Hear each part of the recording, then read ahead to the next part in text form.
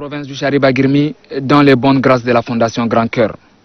À Drouba lycée vendredi, la Fondation a remis officiellement 150 cartons de dates au gouverneur de la province du Chariba-Guirmi, Aboubakar Djibril Aboubakar. Un don destiné aux personnes vulnérables afin de soulager leur peine en cette période particulièrement difficile. La Fondation Grand Cœur a reçu de son partenaire, la Fondation du roi Salman, un don composé de 5000 cartons de dates. Fidèle à sa conviction pour aider les couches vulnérables, la présidente de la Fondation Grand Cœur, son Excellence Hinda Déby Itno, nous a envoyé pour venir remettre officiellement ce don composé de 150 cartons pour la province du Chariba-Guirmi. Du côté des autorités, cette action réjouit plus d'un. Le gouverneur en premier lieu. Dr Aboubakar Djibril Aboubakar exprime sa gratitude à la Fondation Grand Cœur pour les choix portés sur sa province. Dans la foulée, il affirme que ces dons ira aux ayants droit. En cette période de coronavirus, les personnes vulnérables, il y en a en grand nombre. Et la Fondation Grand Cœur, fidèle à sa philosophie, leur tend la main pour décrisper leur visage. Accompagner le gouvernement tchadien dans sa politique de l'eau pour tous, la Fondation Grand Cœur et l'association La Plume pour le développement et la culture offrent gracieusement 15 châteaux d'eau à la population des différentes villes et villages du département de Mont-Ili dans la province du Mayo-Kébi-Est. Chaque château d'eau a une capacité de 10 mètres cubes. Je vous remets officiellement le château d'eau construit au canton Olam. Le chef du département de développement rural de la Fondation Grand Cœur, Koudou Choukou Tidjani, exhorte les bénéficiaires à une gestion rationnelle. Nous pouvons bien clamer que notre action est l'une des initiatives citoyennes privées ayant le plus soutenu le programme politique de l'eau au Tchad. Je tiens également à lancer un appel à une prise de conscience et de responsabilité quant à la gestion responsable et participative des ressources en eau et ouvrages hydrauliques, notamment les forages et châteaux d'eau. Les autorités administratives et traditionnelles et la population ne cachent pas leur satisfaction. La Fondation Grand Cœur, dans ses actions bienfaitrices, a bien voulu encore une fois de plus voler au secours des personnes, des foyers et familles vulnérables en faisant ses dons de châteaux d'eau. Seul le Dieu Tout-Puissant saura récompenser cet acte de bienveillance, car l'eau, c'est la vie. Grâce à l'effort conjugué par la Fondation Grand Cœur et l'association La Plume pour le développement et la culture, la population a l'accès à l'eau potable. C'est pour soutenir les actions du gouvernement en matière de santé et assurer la continuité des services en cette période difficile que l'UNICEF apporte sa contribution à travers ses dons composés de matériels médico-techniques, des dispositifs de lavage de mains, d'équipements de protection personnelle, des produits d'hygiène et d'assainissement à la délégation sanitaire provinciale du Ouaddaï pour un montant de plus de 22 millions de francs CFA. Les délégués provinciaux sanitaire du Ouaddaï, Dr Abdelmahamoud Chen, a remercié l'UNICEF pour son appui multiforme. Le chef sous-bureau UNICEF à Béché, Marcelin Mambo, a relevé que par ces gestes, l'UNICEF souhaiterait attirer l'attention sur le fait que les contraintes liées à la COVID-19 ne doivent pas compromettre la continuité des services offerts aux populations les plus vulnérables, notamment les enfants et les femmes. Le gouverneur de la province du Ouaddaï, Ibrahim Seyd Mahamad, a renouvelé sa reconnaissance à l'UNICEF pour son soutien indéfectible au gouvernement pour le maintien et la continuité des services de santé au profit de la population. Brahim Seyd Mahamad a enfin exhorté les responsables sanitaires de la province de veiller à la bonne gestion de ces matériels. Sachez que ces matériels seront répartis dans les différentes structures sanitaires de la province pour mieux barrer la route à la pandémie de la COVID-19.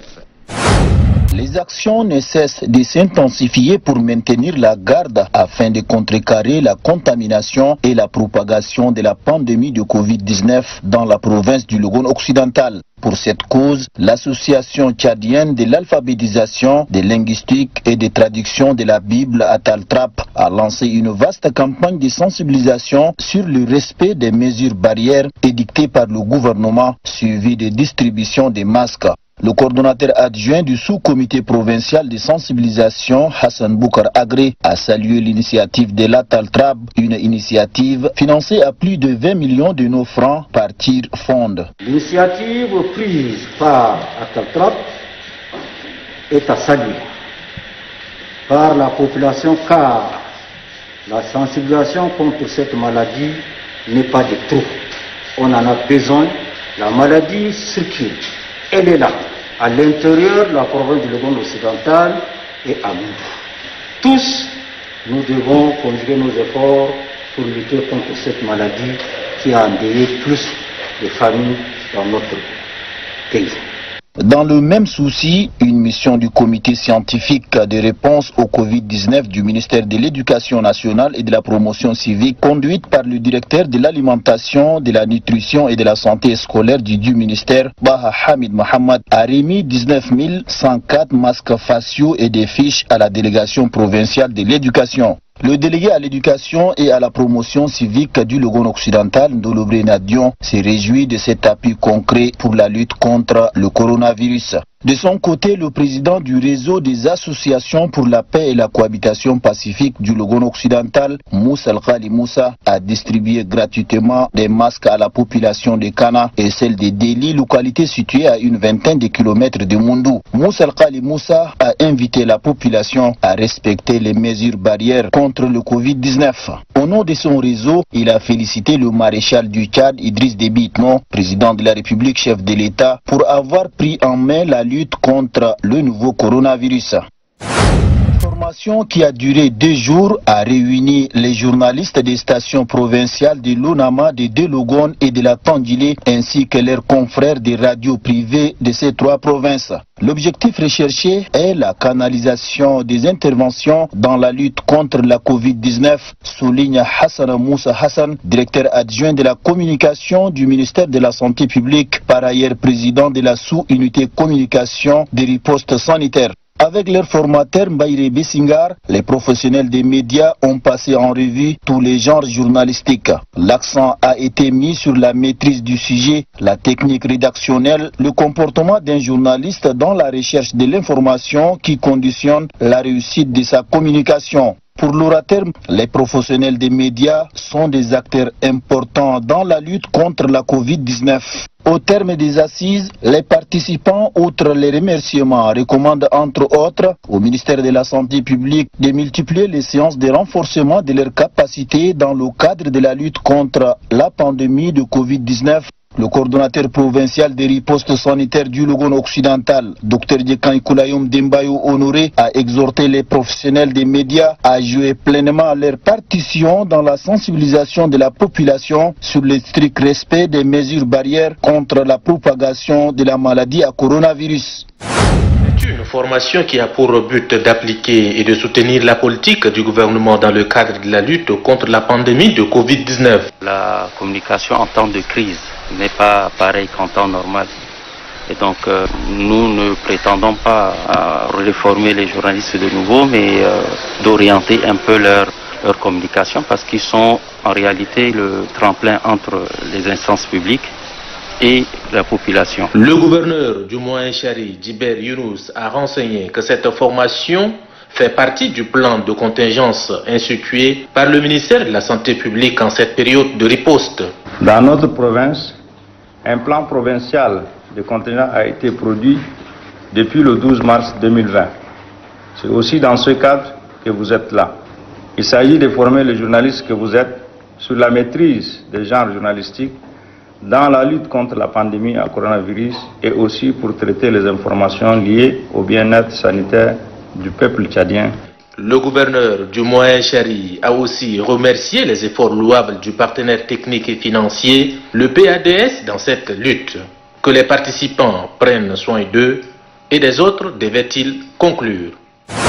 Les cadres de la province du Guéra se mobilisent pour barrer la route au virus mortel. Après la ville de Mongo, l'équipe que dirige le docteur Adoum Goudja atterrit à Bitkin, chef-lieu du département d'Aptiour.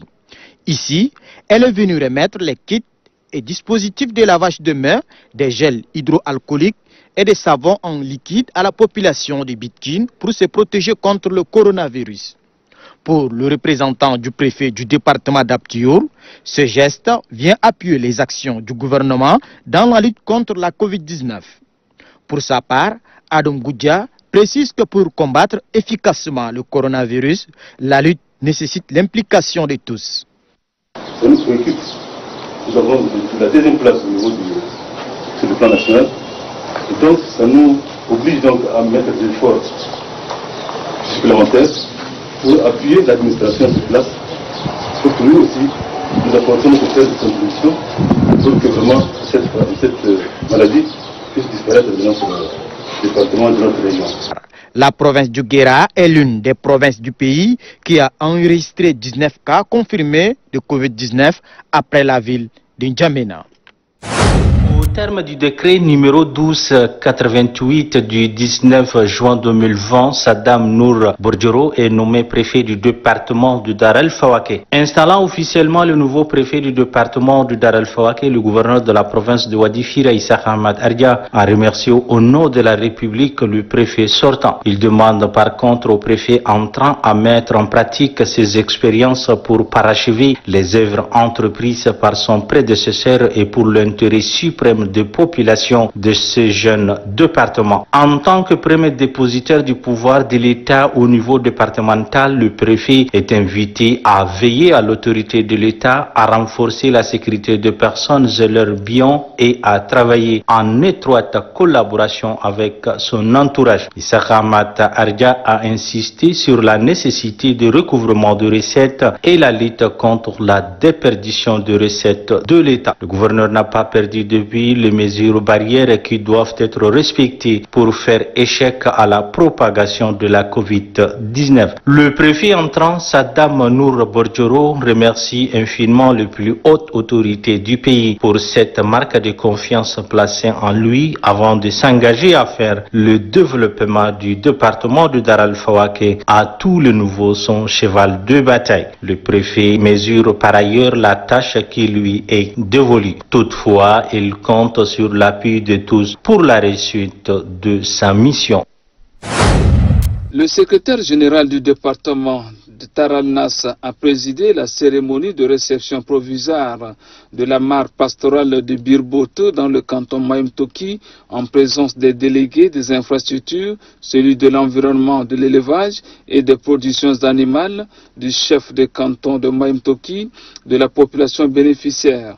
Le chef de canton de Maïmtoki, Alaoud Ngar Ngarko, et le sous-préfet de Murumgulaye, Patale Pabili Bouba, ont axé leur intervention sur l'importance que revêt cette mare pour la cheptelle et que les bénéficiaires doivent s'en approprier afin d'atteindre les objectifs fixés par le projet Pasteur Sud. Le bureau de contrôle et les techniciens de l'État en la matière ont relevé certaines insuffisances techniques qui seraient corrigées dans la période de garantie de 12 mois. Le chef de projet Pasteur Sud, Rarikengar Toinga, a précisé que la construction de cette mare découle d'un long processus entrepris par le RAPS Développement à travers plusieurs ateliers, parmi lesquels l'identification consensuelle des mares aménagées. Loin d'être une source de conflit, cette mare aménagée doit être un facteur de bon vivre ensemble des communautés bénéficiaires, a-t-il conclu. Le secrétaire général du département Taralnas, Souar Kayar Souar, a dans son discours de réception provisoire de la mare pastorale de Birboto dans le canton Maïmtoki, de dire que la motivation des réalisations d'une telle structure pastorale est un levier de l'économie et s'inscrit donc dans la vision du maréchal Iris de Bitno conscient de l'intérêt social et économique du pastoralisme. Notons que ce projet d'aménagement de mares pastorales cofinancé par l'Agence française de développement AFD et de l'Union européenne est mis en œuvre par le projet Pasteur Sud à travers RAPS Développement du Mandoul. Le retard de la tombée de pluie est une situation qui préoccupe la population de Bahr el Ghazal en général et celle de la ville de Moussoro en particulier. C'est dans cette logique que les fidèles musulmans de la ville de Moussoro se sont mobilisés pour implorer Dieu le Tout-Puissant à travers les 2 rakats exercés à la place publique de Moussoro. Dans sa prêche faite à l'égard des fidèles, après le 2 rakats, l'imam Mahmoud Ali, membre du Conseil supérieur des affaires islamiques de Moussoro, a imploré Allah le Tout-Puissant d'exaucer la demande de pluie exprimée par les fidèles. L'imam a rappelé aussi dans sa prêche l'importance d'adopter une attitude d'amour, de tolérance et de solidarité entre les fidèles pour que Allah le Tout-Puissant propage sa clémence dans nos sociétés. Le rendez-vous est pris jusqu'à la satisfaction totale de la pluie par la population.